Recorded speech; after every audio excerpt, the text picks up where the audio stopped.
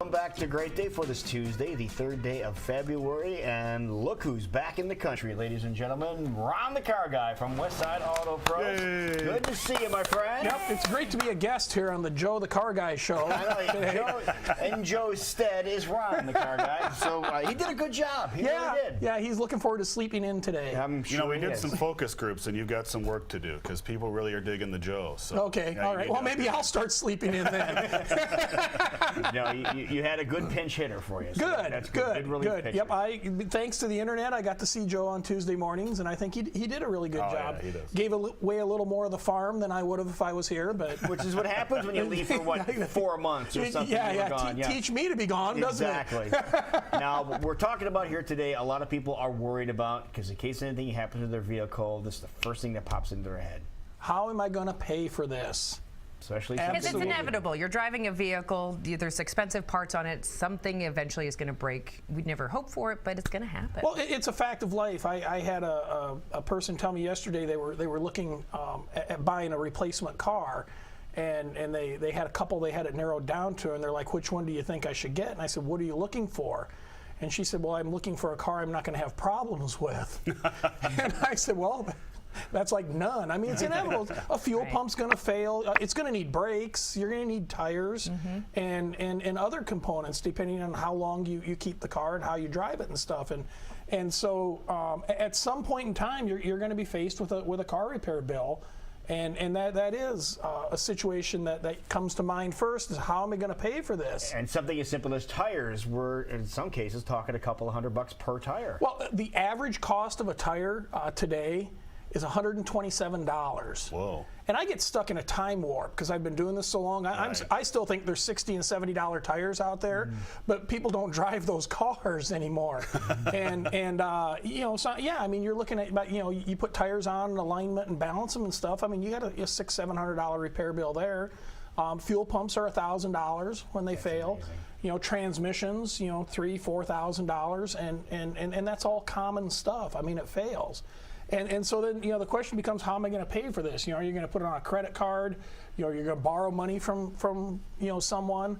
A lot of shops, ours included, will have programs where it's 6 months, same as cash. I mean, you've got to have some type of credit to get that, but it's looser than most financing options and stuff guys, are. Is that like a company that does that or a bank? Yeah, it's actually there's a couple of prominent companies that promote that. One is Bosch Automotive, and then I believe Napa has one as well. I see. And they underwrite it through a financial institution, like Synchrony or one of those companies.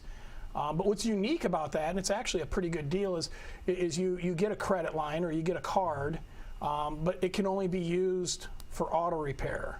Okay. So it isn't like you're going to get the card, Jackie, and then go out and buy shoes the next week with it. Darn it. And have it all burned up when the car does. But I need those shoes so I can drive my car. These are special driving shoes. Unless, of course, they're brake shoes. Well, exactly. Good save there, Lou. Yeah, you could buy some brake shoes. So that is a good option. But a couple of tips. The first is make sure that you're looking at all the options for the repair.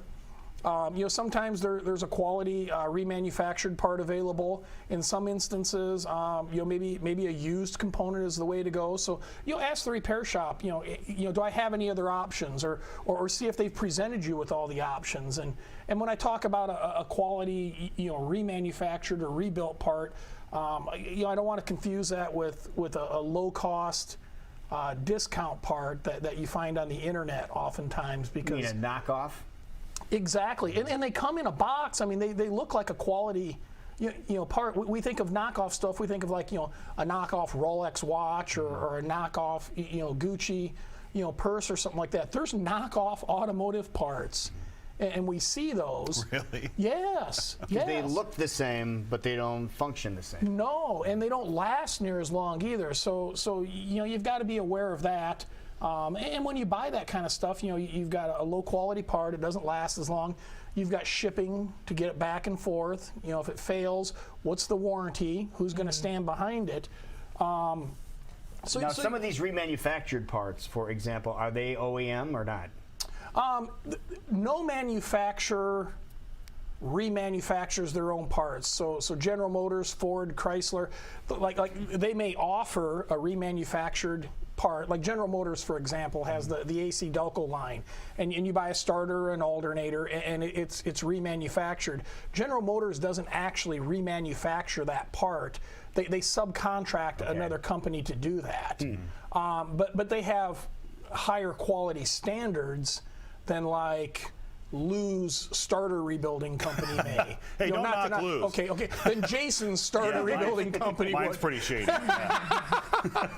So you are better off to go, especially on a remanufactured component, go with a known company, or an OEM company, something that the manufacturers are standing behind. And OEM stands for the original equipment manufacturer.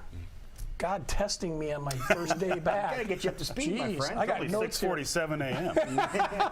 But another thing, and of course when I talk about expensive repairs, I'm talking about the $800,000, $3,000, $4,000 repairs. We're not talking about the $200 worth of fluid services or the maintenance. I mean that's going to happen on a vehicle, and if you can't budget for that, then maybe you shouldn't be driving a vehicle. Right. But the more expensive stuff, another option that I've talked about in the past is to open an account for your vehicle.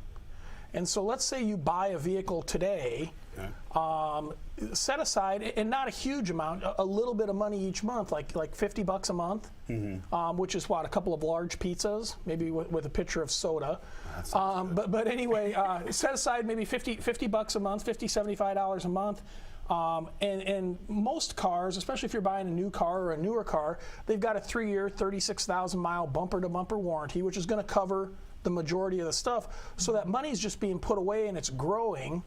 So you're saying do this even though you have that 3 years ago? Absolutely, absolutely, because the likelihood of missing $50 a month versus having to cough up $2,000 for a transmission, Right. It's just a lot easier. And so you put that money away, and then after you get out of the warranty period, maybe bump the $50 a month up to $75 a month. But what you're going to find is when your car hits that 5, 6, 7-year-old range where something big could go wrong, you're going to have $5,000 or more in an account. Good. Right. And so then you just roll in and write a check. You just pay for it. And you continue to keep building that fund, and the money's kind of magically there. We actually do that within our business. Is every Monday I'll go in and look at what the sales were the previous week, and I'll take 5% of the sales and I'll move it from our checking account into a money market account.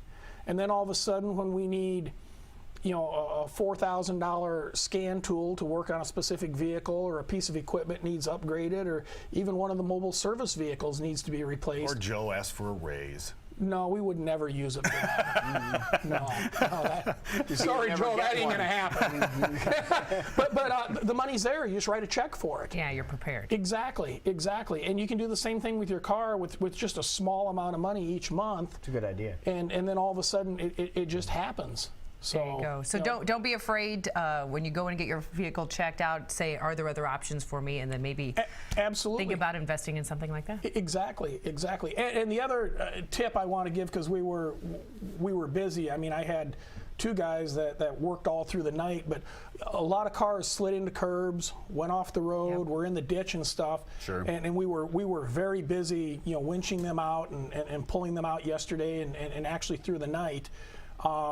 Have your alignment checked. The suspensions on these cars are not very forgiving, and you can't always tell driving down the road that your alignment's off, and it just has to be off a little bit, and now you're wearing off the edge of that $120 tire that we talked about earlier. So if you had the unfortunate situation of that, call and get your car in the next week or so, and just ask them to do an alignment check. If you hit something or hit a pothole or a curb, or you think you hit something, you might want to have a check. There was a lot of cars in the ditch yesterday morning.